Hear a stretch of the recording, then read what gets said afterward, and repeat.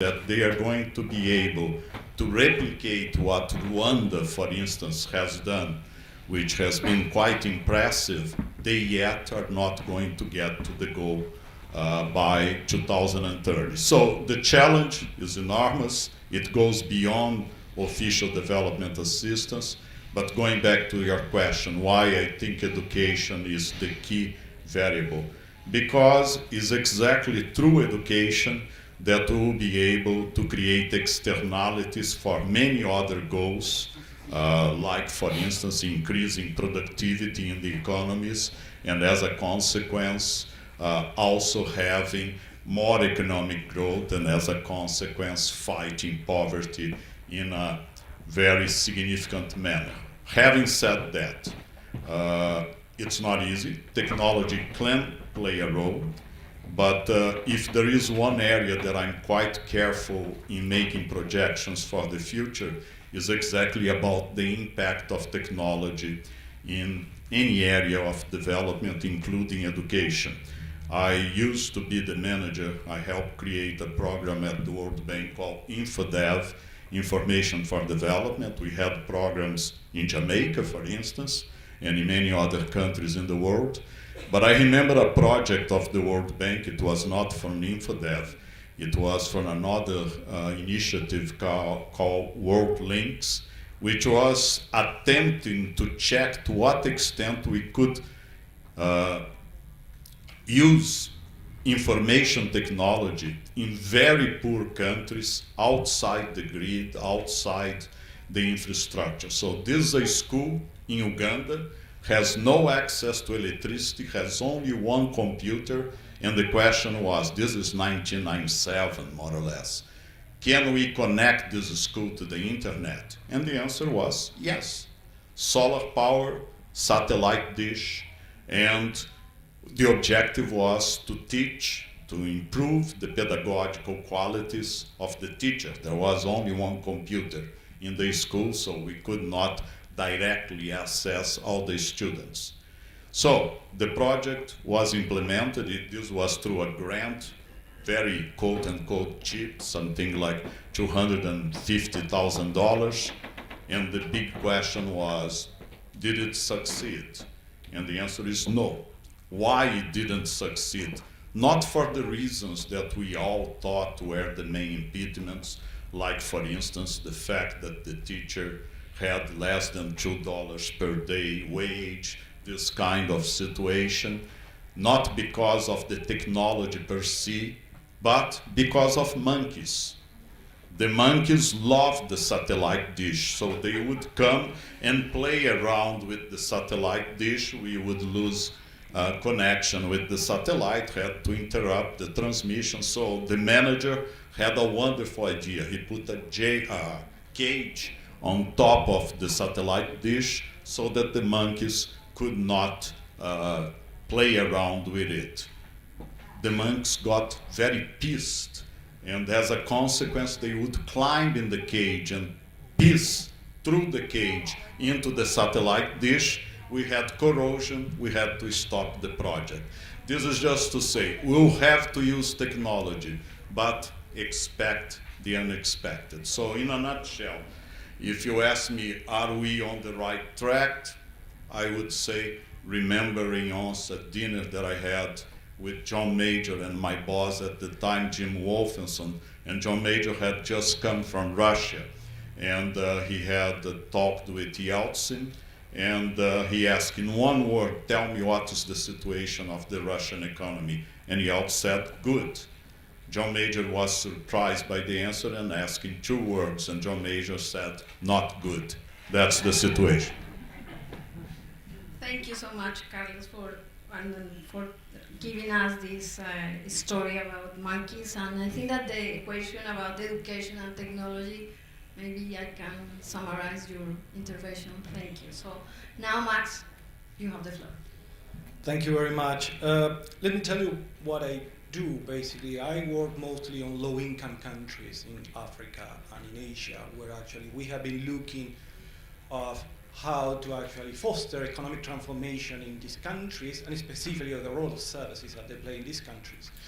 Clearly, economic transformation is in 1 and 2, actually. You can think of the SDGs. In the 8, actually, is the creation of jobs, and also on the 9th LDG, that is related to industry, innovation, and infrastructure. Where actually you see basically that is this idea of basically going through the manufacturing sector as a sort of path towards economic transformation. This is becoming a bit challenging. I mean, it always was challenging going through that path, but actually because it is becoming a sector that is highly congested. I mean, there are many countries that are aiming to develop their light manufacturing in textiles or in toys, etc. And they're expecting, for example, that China will leave those sectors to the African countries or the South Asian countries to transform their economies. There was a recent research of a colleague of mine in the Overseas Development Institute that basically he surveyed around 300 manufacturing firms in China, and actually there are no plans of abandoning manufacturing, light manufacturing production in China. So that means there will be a lot of issues in trying to develop in the manufacturing sector in low-income countries. And in addition to that is the challenge of automation.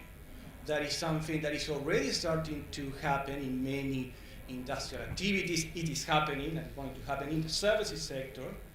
But even what is not yet affecting the sort of light manufacturers and stitching and that sort of task is not an issue of technology. It's an issue of profitability of that thing. So, but eventually it may happen. So that means that you need to think on the services sector as a sort of an alternative to diversify the economy and to progress into the economic transformation, the sort of leapfrogging type of goal. And this is when you can see some examples of that happen. One is in Ethiopia. Ethiopia, 15 years ago, was 95% of their exports were coffee. Now, not only they're exporting other goods, but you are not thinking about Ethiopia without thinking about Ethiopian Airlines, that you can see their planes landing in Buenos Aires every day. It's not only an airline, it's the provision of MRO services. So Ethiopia is, if you want to get your 737 or your Airbus 320 repaired in Africa, you can go to Ethiopia to get it repaired. And it's also the formation of crews that they provide these services.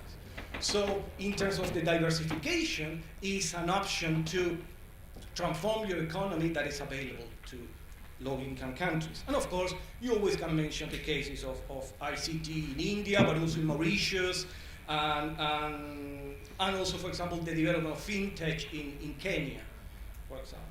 But also what is very important of services is in the role that is playing in other sectors. Nowadays, doing industrial policy is doing policy on services. If you're talking about industrial parks, special economic zones, it's actually putting services all together in a place. We have basically looking into how important has been the services contribution to the total productivity change in low-income countries, and we were quite surprised that since 1991, basically the last 25 years, services has contributed to 56% of the productivity growth in low-income countries.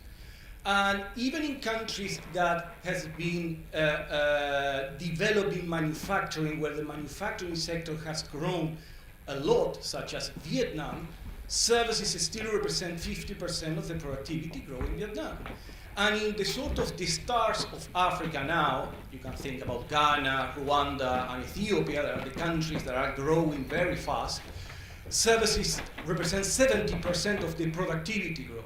And what is fascinating is that in countries such as Zimbabwe or Afghanistan, where actually the productivity, the total factor of productivity has fallen for many reasons, actually, when you decompose the behavior of different sectors, you see that the services sector is the only one where the productivity has actually increased. So actually it has contributed to actually offset the fall in productivity. And when you start thinking also on exports, and in many low-income countries that are still based on commodities, we can talk about copper in Zambia or oil in Nigeria, you may find that at least 26% of the value added embedded in the exports of these countries are coming from the services sector, in either domestic or foreign. So, although the growth in productivity in the services sector in these countries has been, in many cases, in what we would call traditional services, that I would include there the transport, in a sense, which has been a substantial improvement in the transport, and that answers your question. I would think that this is one of the sectors that will have an important effect on the on productivity. And for example, I did a work on addressing non-tariff barriers in East Africa, where what we have found is that after introducing one-stop border post between Kenya and Uganda, the transport cost haven't fallen. Transport time have fallen, but not the transport costs. And the reason is because the services sector in those countries is still very concentrated. So clearly there's a lot of reform to do in those sectors. But also you see other stories in more modern, or actually knowledge-based sectors. I mean, the case of fintech in Kenya, where M-Pesa, there is this big story about money, is one of the stories to tell. Thank you, Max. I can see the importance that the role that services can play in diversification and also in transformation of the economy. And Ricardo, good luck with the jet lag. Thank you, Lucia. So I think that the question, when I first saw the question, I thought, well, this seems like a very obvious issue. What is the relevance of services for the SDGs? And then I thought it actually gives an opportunity for this sort of discussion where you really get to appreciate what is it that we're talking about. Now, part of the problem with services in a way is that they've been a victim of sort of the assumption that you can talk about services in an aggregated manner. When you have to really address the policy issues in a very discrete manner, understand exactly what service you're talking about and what is it that it does for your economy. But for the SDGs, when you look through the 17 SDGs, well, let's say the first 16, it's obvious that services are absolutely essential to each of them for any domestic economy, but also for the global economy, and even for 17 and the question of partnerships and so on. Services are, in the past 30 years, the role of services in production and consumption and trade has dramatically changed. Services are really